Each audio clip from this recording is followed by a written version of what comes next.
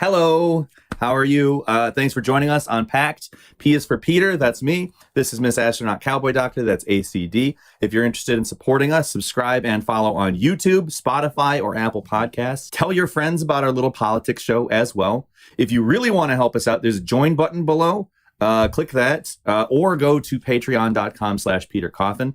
Either way, joining gets you into the Discord server, gets you exclusive content, and you get to see some of the content before anyone else does. We stream 6 p.m. Eastern Standard Time every Friday, and thank you tons for tuning in and clicking the like button right now. What is that? I don't know. I got it from my B-Day. Gotta go big for 48.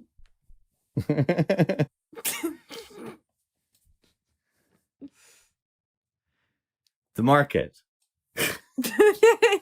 Let's talk about the fetishization of mental health terminology and diagnoses as identity. All right. So we initially did, not an episode, whatever it is. We streamed about this sort of identification with mental health diagnoses when somebody got into an argument with me and the internet and told me that I should not be doing research that is aimed towards optimizing the quality of life of people with disabilities, with chronic or life-limiting illnesses, because I'm not, well, to their assumption, I don't have a disability, and for that reason, I'm a voyeur, I'm fetishizing them. Only people with disabilities should be doing research on people with disabilities. And then you go to their profile and you see that they have like 20 identifiers from the DSM that, by the way, one single practitioner would never diagnose, because that's not the point of a diagnosis, and you would never need to have all of those for treatment or for billing purposes to develop effective therapeutic targets. They think that for it to be real, they have to identify with it and it be an innate, immutable part of themselves that is biologically in their DNA, with no influence of themselves to affect their quality of life in the world.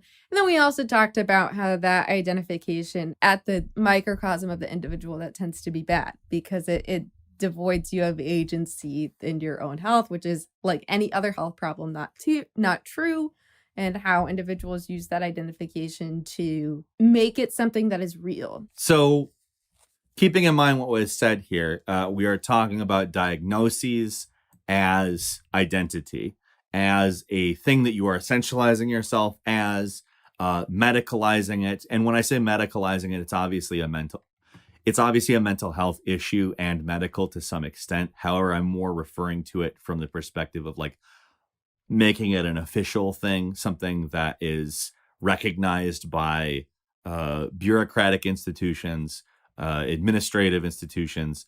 ACD mentioned billing, which is another thing that diagnoses are sort of an aspect, like having that is sort of an aspect for the private healthcare industry to recognize something as a real problem, etc. Mm-hmm.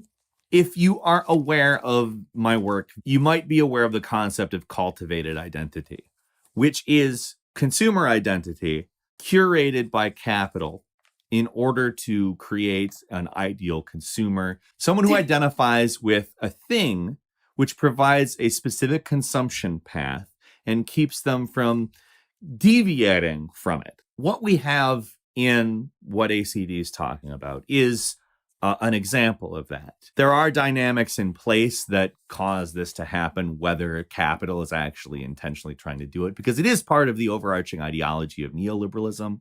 In order to have something be real, it has to exist as a market demographic that you can sell a product to, in order for a profit-driven capital structure to recognize it as real. I'm warm. Yeah, you might as well take that off. It's I don't know how on earth you had it on that long. It was cute. It is cute, but holy crap, it is hot as hell in here. I got sweaty armpits. Yeah, now. Well, when something gets turned into a diagnosis and recognized by the DSM, that is not automatically an identity. No. there's a balance here, because for some people, like, that identification can be helpful. The way that diagnoses can be useful is like, you hear that you have something that is under this label, and it's like, wow, this is something that is real and a thing that people experience, and so having that sort of label can be helpful for understanding your behavior. Even then, I have my own opinions on that, and like, this is not a unanimously believed thing. I do think that while initially can be helpful, if somebody harbors onto that for that long, it gets in the way of treatment. It gets in the way of that person doing things that are helpful to them, because I'm not supposed to be this way. I'm this. Yeah. And this is coming from somebody who has, I said it before on stream, I have my own shit. I take meds, I see therapists, whatever. But like, the problem with that identification is, if that is an inherent part of yourself, then what's the point of getting treatment? Yeah, exactly. It's like telling a person with diabetes, well, since they're taking metformin or they're taking insulin or whatever, if they exercise or do physical activity or eat healthy or monitor their sugars or engage in behaviors that are going to be productive for a person with diabetes to monitor their health. It's like, oh, if I do something like that and there's something that I can do to modulate this condition, that means it's not biologically real. And like, of course, nobody would say that to an individual who has diabetes. Even in these illnesses that are conceptualized as more medical or like physiologically based, even there, we are moving away from these diseases or conditions as identities, because it's harmful and problematic to label somebody in that way, rather than saying these are symptoms that a person experiences. This is a syndrome that we treat through medical intervention, behavioral intervention, what have you. The thing is, with cultivated identity, there is an incentive that is created to internalize it and become an advocate for that. Because most of society is based on this representation idea, which you want to go out and represent people like yourself and show your experience so that people understand it. And if other consumers understand your experience, supposedly that's how things change. It's not. Awareness does not do that. Right. And the market capitalizes on that shit. Yes. Just bipolar things. Just BPD things. ADHD is when you get distracted doing something and then you do another thing. Yeah, I have ADHD and nothing gets on my nerves quicker than those posts that are like, ADHD is scrolling through Twitter and not doing a thing I'm supposed distracted, to do. Yeah. No, it's not. That is automatically validating for somebody with ADHD, because guess what? That's everybody's experience. Yeah. But then you have market dynamics who are able to capitalize on that strong identification, like via the most basic common behaviors, to be marketed towards as a consumer demographic. So, tales from the DSM. Exactly. So when you start talking about the incentives of cultivated identity, you end up seeing things crop up that, I mean, could be by some large, like, capital owning force, but they don't have to be, because the market incentive is created to maintain that identity. This is why you see something like Tales from the DSM. It's a comic where all of these different DSM diagnoses are characterized as cartoon characters, given personalities, and sort of basically create this big validation loop, which is not great for people because, again, it cements them into these behaviors as part of them intrinsically and disincentivizes them from seeking treatment, changing things in their lives, and overall improving the state that they are in. And it doesn't stop at mental illness either. Oh, no, it doesn't. It pervades each other's corners. Think about people being fat. These are things that are part of human variability, but identification with obesity is something that predisposes you to cardiovascular disease and diabetes and metabolic syndrome, several different types of cancers. And it's real. and something that I think it's important to appreciate about themselves.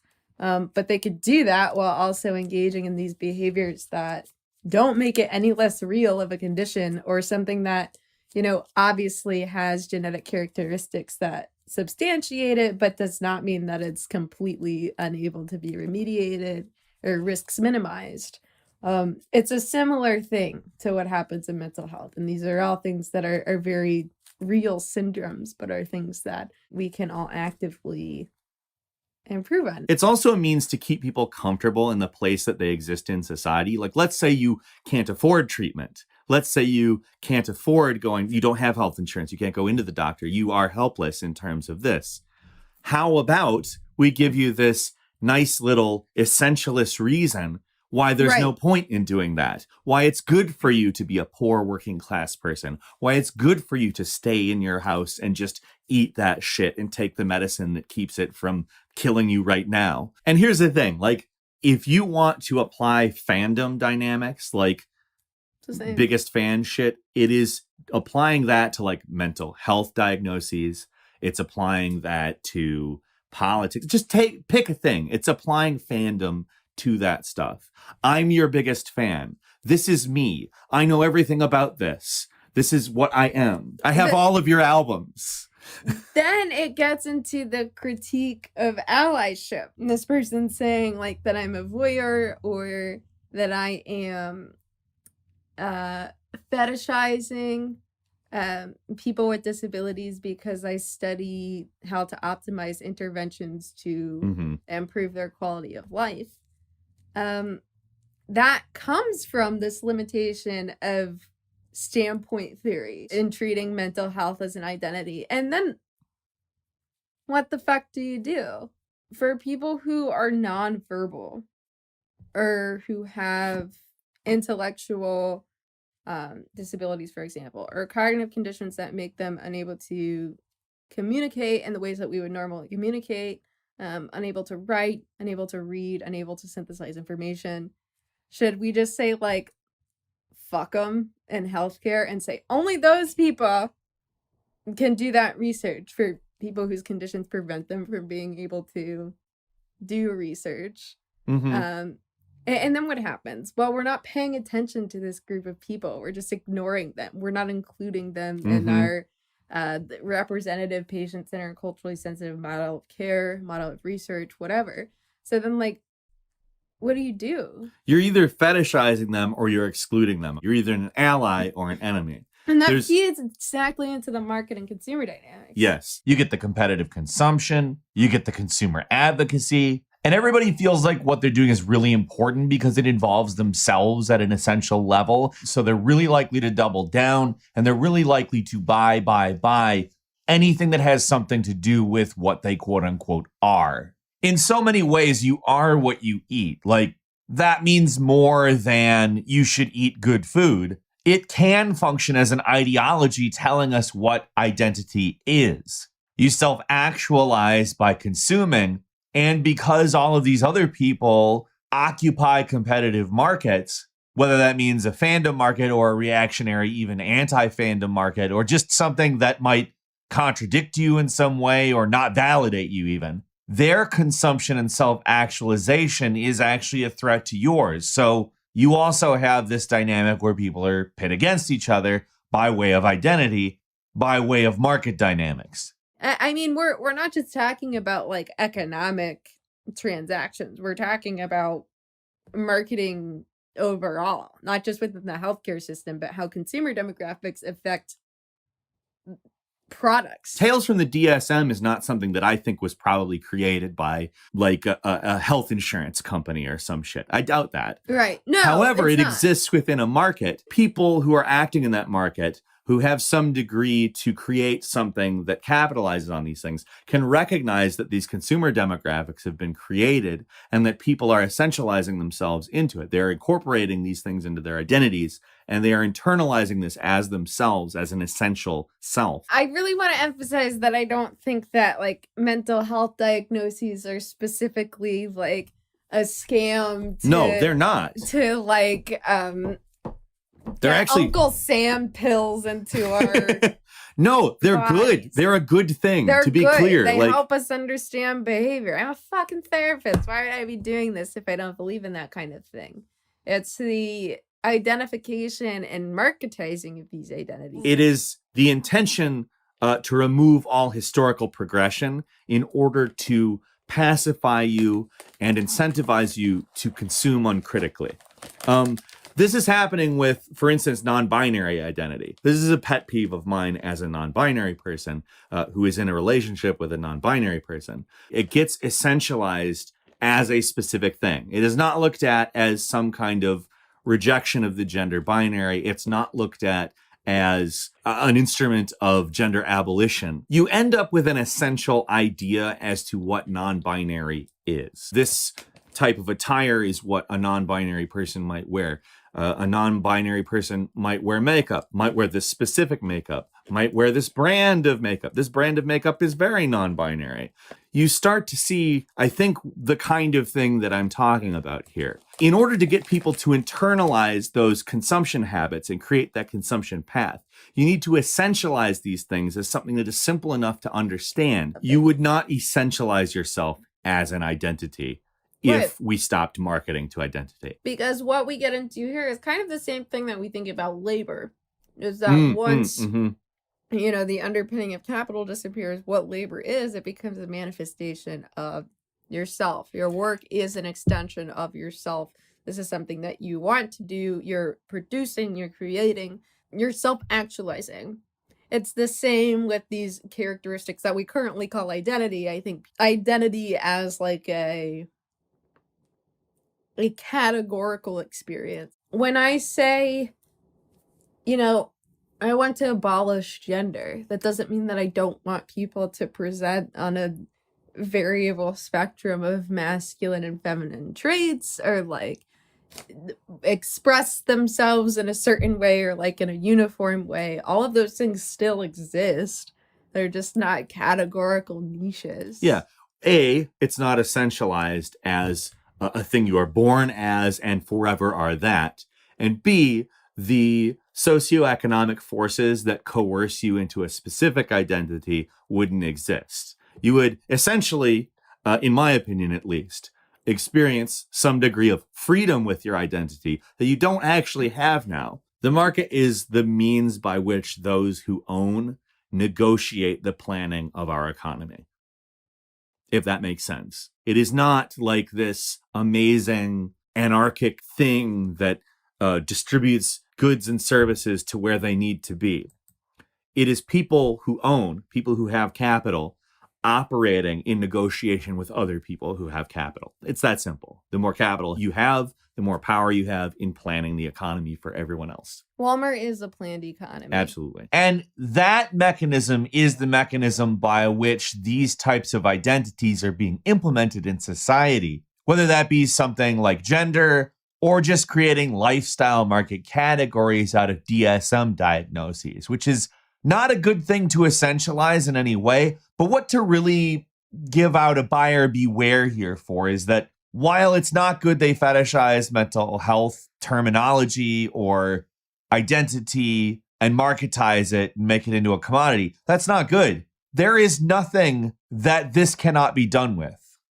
That's all for today, though. Thanks a lot for watching. If you're interested in supporting, subscribe on YouTube, Spotify, Apple Podcasts, or Anchor. Tell your friends. If you really want to help us out, become a patron at patreon.com/PeterCoffin or become a member by clicking the join button below. Thanks again. Have a good one. Bye.